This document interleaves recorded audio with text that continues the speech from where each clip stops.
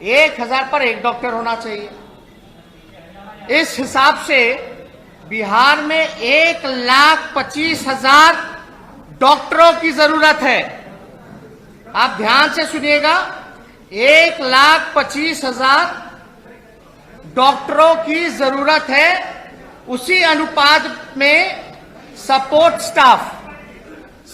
Staff यानी nurse, lab technician, pharmacist की जरूरत पड़ेगी। स्वास्थ्य विभाग में लगभग 2.5 लाख लोगों की जरूरत है, यानी स्वास्थ्य महकमे में लगभग 2.5 लाख लोगों की जरूरत है। जहां तक पुलिस की बात करें, पुलिस कर्मियों की बात करें, पुलिस डिपार्टमेंट की बात करें, तो 50,000 पुलिस कर्मियों का पद जो है वो रिक्त पड़ा है। 50,000 पुलिस कर्मियों का पद जो है वो रिक्त पड़ा है। अगर यह तब है जब बिहार में पुलिस बल्कि पुलिस पब्लिक का अनुपात न्यूनतम स्तर पर पहुंचा हुआ है, यानी सबसे न्यूनतम स्तर पर है पब्लिक और जो पुलिस का जो रेशियो है, तब ये 50,000 की नौकरियां जो हैं वो रिक्त पड़ी हुई हैं। अगर आप देखिएगा, यहां प्रति 1 लाख आबादी के हिसाब से 1 प्रति लाख पर 77 पुलिसकर्मी हैं, यानी 1 लाख आबादी में केवल 77 पुलिसकर्मियां ही सिर्फ हैं। 1 लाख पर 77 पुलिसकर्मी हैं। अगर मणिपुर छोटे राज्य की अगर हम बात करें, छोटे सी राज्य की बात करें मणिपुर की, तो वहां 1 लाख पर 1,000 से भी ज्यादा पुलिसकर्मी मौजूद हैं। सोच लीजिए, मणिपुर जैसा प्रदेश जो है, वहां 1 लाख की आबादी पे 1,000 से भी ज्यादा पुलिसकर्मी है, जहां हमारा बिहार 1 लाख पर 77 ही केवल जो है पुलिसकर्मी है। यानी राष्ट्रीय औसत से अगर हम लोग लेकर के चलें तो लगभग दुगुना 144 प्रति 1 लाख आबादी है, यानी राष्ट्रीय औसत जो है 144 का है। यानी बिहार इतना पीछे है कि लगभग डबल है राष्ट्रीय औसत, तो हम इतने फिसड्डी हैं। ये सारे पद सबसे इंपॉर्टेंट है जो खाली हैं और कुछ पदे हैं जिसकी आवश्यकता है मानकों के हिसाब से। तो टोटल पुलिस का, बिहार पुलिस का जो स्ट्रेंथ है वो 1,26,000 ही है। सोचिए, 12.5 करोड़ की आबादी और पुलिसकर्मी कितने? 1,26,000 हैं केवल। और नीतीश कुमार जी बोलते हैं कि लॉ एंड ऑर्डर को दुरुस्त कर दिए हैं। नीतीश जी, ये हर 4 घंटे पे बलात्कार होता है, हर 5 घंटे पे हत्या होती है। हम जब 15 में थे, 18 महीने आंकड़ा निकाल लीजिए एनसीआरबी का, और आप एनडीए का आंकड़ा निकाल लीजिए 2015 के 18 महीने के बाद का, तो अपराध तो बढ़ गया डबल इंजन की सरकार में। आप एनसीआरबी का आंकड़ा निकालिए, अपराध बढ़ने का कारण क्या है? 1 लाख पे अगर 77 पुलिसकर्मी रहेगा तो आप कितनी उम्मीद लगा सकते हैं पुलिस से कि वो अपराध को कंट्रोल कर सके? तो आपको हम बता दें, टोटल स्ट्रेंथ जो है, आप लोग पीछे हटिए, तो पीछे हटिए आप लोग, सब लोग,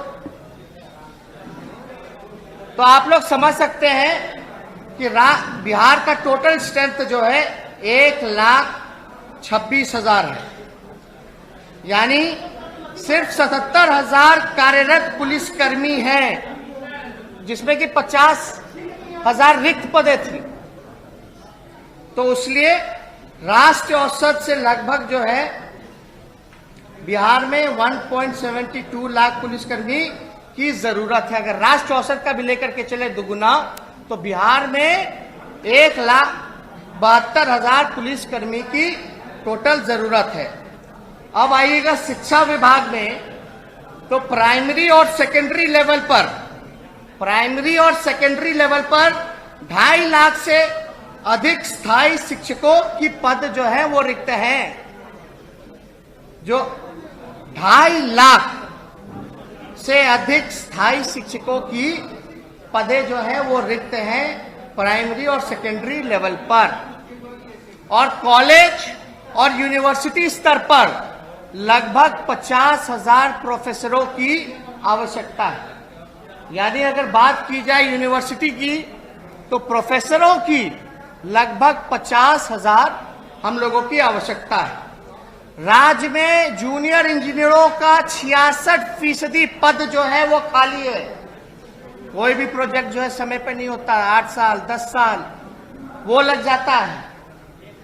तो जूनियर इंजीनियर जो हर प्रोजेक्ट में जिसको लगाया जाता है ड्यूटी पर, बिहार में 66% जो है वेकेंट पोस्ट है, खाली पदे हैं 66%।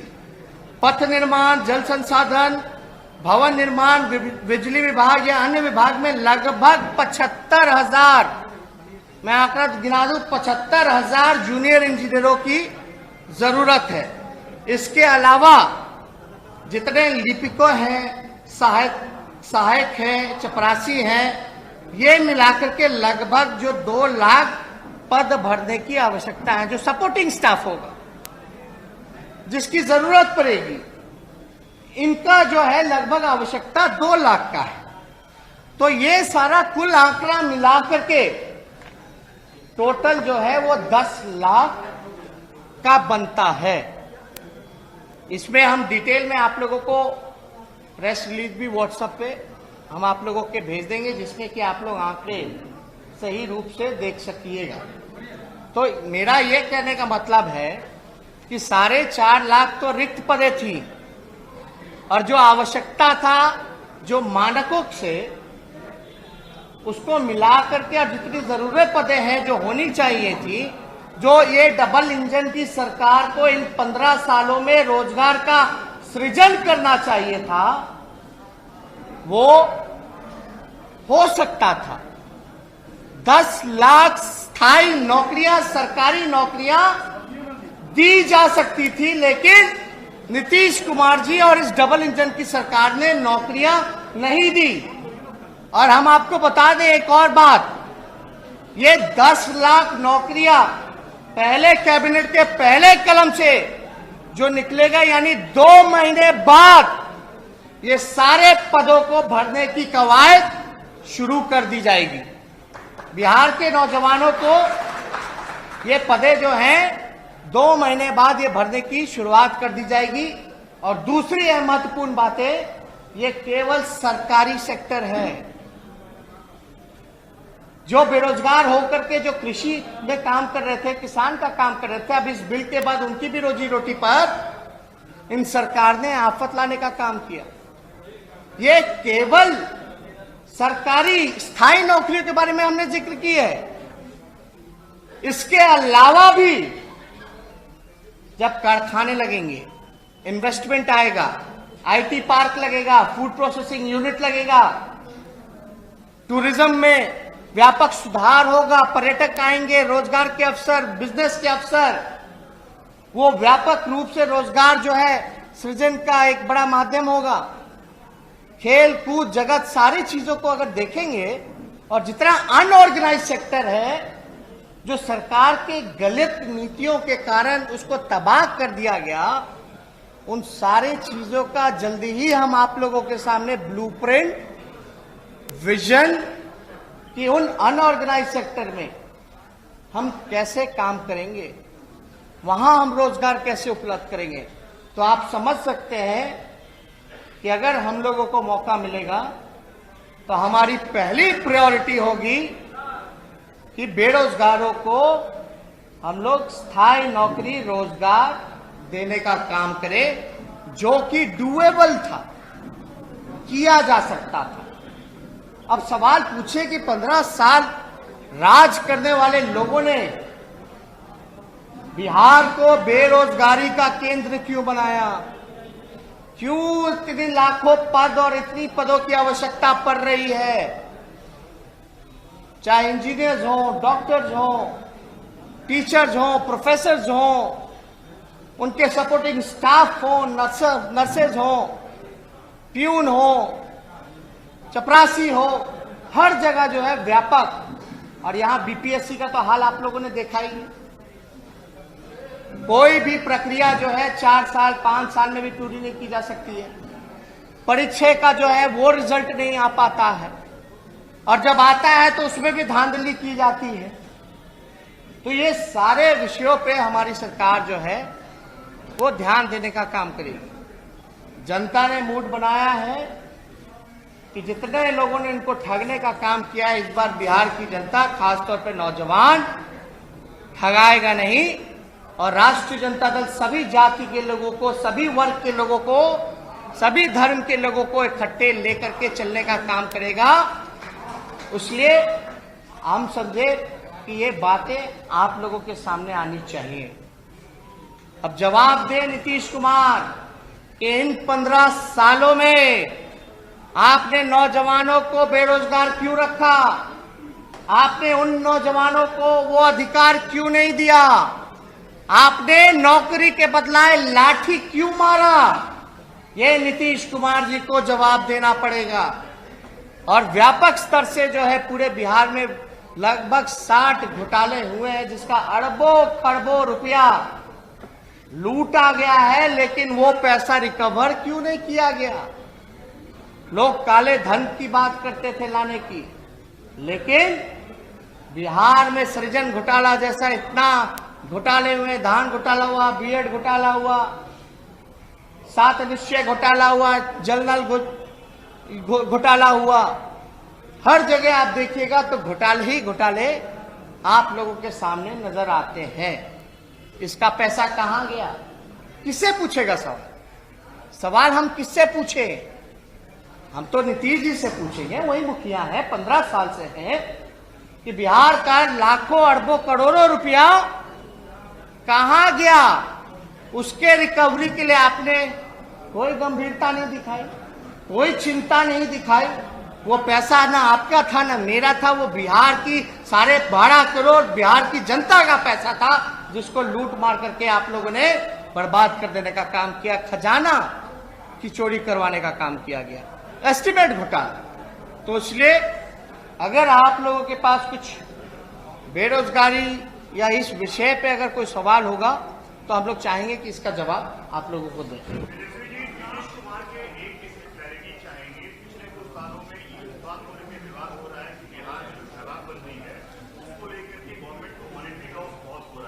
नहीं, हमने पहले ही स्पष्ट बोल दिया, बेरोजगारी पे सवाल है तो पूछिएगा। ये सारी चीजें मैनिफेस्टो पे हम लोगों का काम चल रहा है, जल्दी विजन जो है आप लोगों के सामने रखेंगे। लेकिन ये जरूरी था, हम आपको बता दें, लगभग 22 आपको बताया जाएगा ना, भाग नहीं न रहे।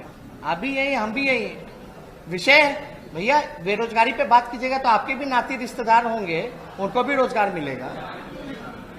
सब लोगों के हैं, सब लोग भुगभोगी। तो समझिए कि 22 लाख लोगों ने रजिस्टर किया है इन चंद दिनों में। 5 सितंबर से लेकर के अब तक में 22 लाख नौजवानों ने बेरोजगारी को लेकर के खुद जो है उन लोगों ने बायोडाटा रजिस्टर किया है, डाला गया है। आप समझ सकते कितनी बड़ी ये समस्या है। बिहार को इन लोगों ने बीमार कर दिया। और नीतीश कुमार जी से भूखमरी पे बात की जाए, पलायन पे बात की जाए, गरीबी पे बात की जाए, बेरोजगारी पे बात की जाए तो कोई जवाब नहीं देते हैं। ये बड़ा आश्चर्य लगता है। हम लोगों को गाली देना है, स्वागत आप दे सकते हैं, दिलवा सकते हैं, लेकिन आप बिहार के मजदूरों का जब आप अपमानित करते हो, पैर में छाले लगवाते हो, उनको चोर अपराधी कहते हो, तो ये बर्दाश्त से बाहर है। सुप्रीम कोर्ट के ऑर्डर के बाद भी बिहार में उन मजदूरों को रोजगार नहीं दिया गया। याद कीजिएगा, वही मजदूर जो बाहर से आए, अपने ही बिहार के लोग थे, जो रोजी रोटी में कमाने बाहर गए थे, उनको रोजगार सुप्रीम कोर्ट ने बोला था बिहार सरकार को देने का, लेकिन एक भी रोजगार उन लोगों को नहीं दिया गया। ये जो रोजगार की बात कर रहे हैं, 2015 में बेरोजगारी की याद नहीं थी, नौजवानों की याद नहीं नहीं थी कि आरजेडी को। और दूसरा सवाल, आप बात समझिए, बात समझिए, जब आप सवाल कर रहे हैं तो नीतीश कुमार व्यक्तिगत हमला करते हैं आपको। बात समझिए। पहला सवाल 2015 की बात की जाए, हम सरकार में थे, याद होगा, डिप्टी सीएम थे। हालांकि जनादेश की चोरी हो गई, नीतीश जी तो भागे। लोग सुनते थे कि विधायक की चोरी होती है, विधायक खरीदे जाते हैं, लेकिन मुख्यमंत्री की चोरी हो गई, मुख्यमंत्री ही बिक गए। ये पहला ऐसा राज्य होगा। दूसरी पहली बात हम बोलते हैं 2015 में हम लोगों ने डोमिसाइल कानून की बात की थी। डोमिसाइल कानून की बात हम लोगों ने की थी। बगल का राज्य जो है, की थी कि नहीं की थी? की थी। इसलिए की थी कि बिहार के लोगों को बिहार में ही रोजगार मिले। तो डोमिसाइल कानून दूसरे राज्य जो है, महाराष्ट्र हो, झारखंड हो, मध्य प्रदेश हो, मध्य प्रदेश में तो 100% डोमिसाइल कानून जो है वो लागू कर दिया गया। झारखंड में भी 100% जो है डोमिसाइल कानून जो है लागू कर दिया गया। लेकिन नीतीश कुमार जी ने हमारी बात को नजरअंदाज किया। तो ये बात, ये चीजें, ये चिंता तो हम लोगों की थी। जो बिहार का पैसा शिक्षा में, चिकित्सा में और आपका रोजी रोटी के लिए जो बाहर जाता है, ये तो चिंता हम लोगों की रहती है और हम लोग इस पे काम कर रहे हैं।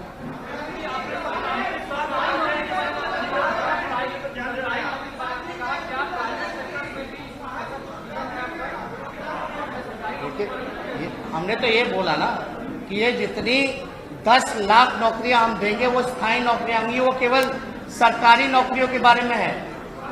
लेकिन इसके अलावा भी कारखाने आएंगे, उद्योग लगेगा, इन्वेस्टमेंट आएगा, टूरिज्म बढ़ेगा, फूड प्रोसेसिंग यूनिट लगेगा, आईटी पार्क लगेगा, सेज लगेगा।